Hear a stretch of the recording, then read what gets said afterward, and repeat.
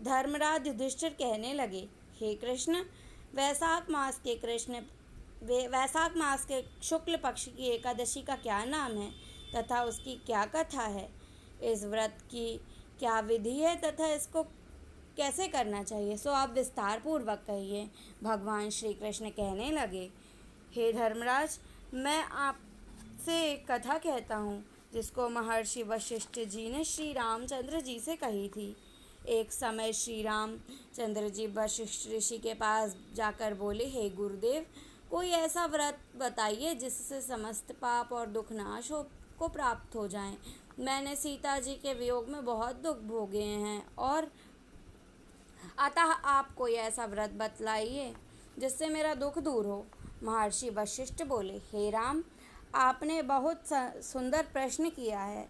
आपकी बुद्धि अत्यंत शुद्ध एवं पवित्र है। यद्यपि आपके नाम का स्मरण करने से मनुष्य के पाप नष्ट हो जाते हैं तथा वह पवित्र एवं शुद्ध हो जाता है, तो फिर आपको यह प्रश्न करने की आवश्यकता नहीं थी, किंतु आपने लोकहित के लिए बहुत सुंदर ही प्रश्न किया है।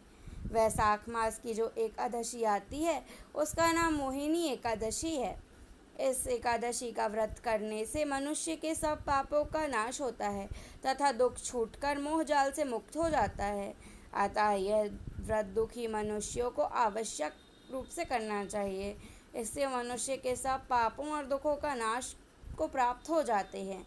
अतः आप इसकी कथा ध्यानपूर्वक सुनिए। सरस्वती नदी के किनारे भद्रावती नामक एक नगरी थी। वहाँ धुतिमान नामक चंद्रवंशी राजा राज किया करता था। इस नगर में धन्य धान से पूर्ण पुण्यवान धर्मात्मा एवं विष्णु भक्त था राजा रहा करता था। उसने नगर में अनेक भोजनालय, प्याऊ, कुआं, सरोवर, धर्मशाला आदि का निर्माण कराया और सड़कों पर आम, जामुन, नीम इत्यादि के बगीचे लगवाए। उस वैश्य के 5 पुत्र थे, सुमन, सुबुद्धि, मेधावी, सुकृति और धृष्टबुद्धि। धृष्टबुद्धि अपने नाम की धृष्टबुद्धि नामक 5वां पुत्र अपने नाम की तरह ही महापापी था। इस पितृ आदि को नहीं मानता था। वह वैश्या और दुराचारी मनुष्यों की संगति में रहकर जुआ खेलता तथा स्त्रियों के साथ भोग विलास करता, मद्यपान का सेवन करता और भी अनेक कुकर्म वे करता और अपने पिता का धन नष्ट किया करता था। वेश्याओं के साथ उनके गले में हाथ डालकर फिरता रहता। इन्हीं कारणों से उसके पिता और भाई कुटुंबियों ने उसे घर से निकाल दिया और उसकी निंदा करने लगे।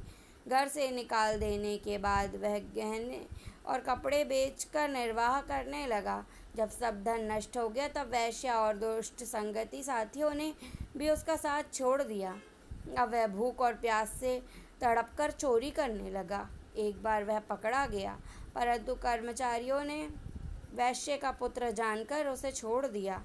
मगर जब दूसरी बार पकड़ा गया तब उसे राजा के सामने उपस्थित कर दिया गया। राजा ने उसे कारागार में बंद कर दिया। कारागार में राजा ने उसे बहुत दुख दिए और कहा, तूने मेरी नगरी से निकल जा। वह नगरी से निकलकर वन में चला गया और वन के पशु पक्षियों को मारकर खाने लगा। कुछ समय पश्चात वह बहेलिया बन गया और धनुष बाण लेकर पशु पक्षियों के पीछे पीछे फिरकर मार मार कर उन्हें खा जाता। एक दिन वह भूख और प्यास से दुखित होकर खाने की खोज में फिरता रहा और कौंडिन्य ऋषि के आश्रम पहुंच गया। उस समय वैशाख मास चल रहा था। कौंडिन्य ऋषि गंगा स्नान करने आ रहे थे। उनके भीगे वस्त्रों के छींटे पड़ने से उसे थोड़ी सुबुद्धि प्राप्त हुई और वह मुनि के सामने हाथ जोड़कर कहने लगा, हे मुनि, मैंने अपने जीवन में भारी पाप किया है। आप उन पापों से छूटने का कोई साधारण और बिना धन का उपाय बतलाइए। उस दिन के वचन सुनकर ऋषि बोले, ध्यान देकर सुनो। तुम वैशाख शुक्ल पक्ष की एकादशी का व्रत करो। इस एकादशी का नाम मोहिनी एकादशी है और इससे तेरे सब पाप नष्ट हो जाएंगे। और मुनि के वचन सुनकर वह अत्यंत प्रसन्न हुआ और उनके द्वारा बताई गई विधि के अनुसार उसने मोहिनी एकादशी का व्रत किया। वशिष्ठ जी कहने लगे, हे श्री राम, इस प्रकार व्रत के प्रभाव से वह पाप नष्ट हो गए और अंत में वह गरुड़ पर चढ़कर विष्णु लोक को गया। इस व्रत से मोह आदि का नष्ट हो जाते हैं।